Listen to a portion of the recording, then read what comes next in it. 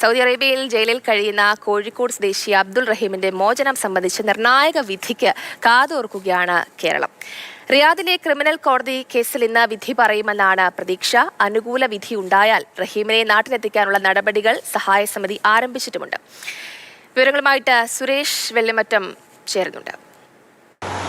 അബ്ദുൾ റഹീമിന്റെ കുടുംബം, ദശലക്ഷക്കണക്കിന് മലയാളികൾ എല്ലാവരും കാത്തിരിക്കുകയാണ്.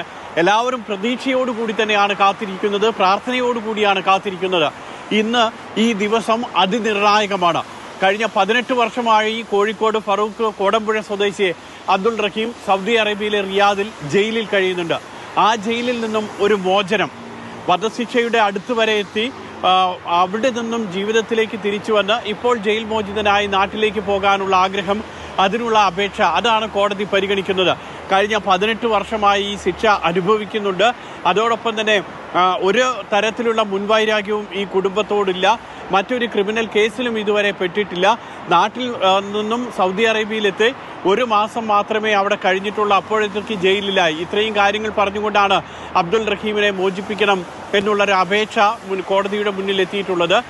അങ്ങനെ മാത്രമല്ല, കുടുംബം ദിയാധനം സ്വീകരിച്ചുകൊണ്ട് 36 കോടിയോളം രൂപ ദിയാധനമായി സ്വീകരിച്ചുകൊണ്ട് അബ്ദുൾ റഹീമിന്റെ വധശിക്ഷയിൽ നിന്നും ഒഴിവാക്കാൻ അവർ സന്നദ്ധത അറിയിക്കുകയും ചെയ്തിട്ടുണ്ട്. ഇക്കാര്യമെല്ലാം പരിഗണിച്ചുകൊണ്ടാണ് കോടതി ഇന്നിപ്പോൾ അന്തിമമായിട്ടുള്ള ഉത്തരവ് പറയാൻ പോകുന്നത്.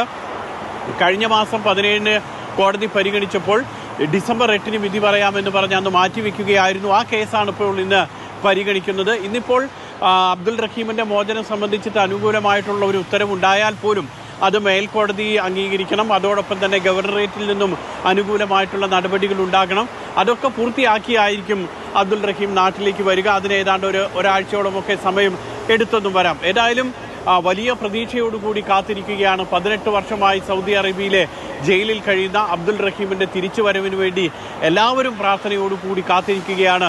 എന്താണ് സംഭവിക്കാൻ പോകുന്നത്, അബ്ദുൾ റഹീം നാട്ടിലേക്ക് മടങ്ങുന്നത് എന്നായിരിക്കും, ഇതൊക്കെ അറിയാൻ വേണ്ടി ഇനി ഏതാനും മണിക്കൂറുകൾ മാത്രം കാത്തിരുന്നാൽ മതി.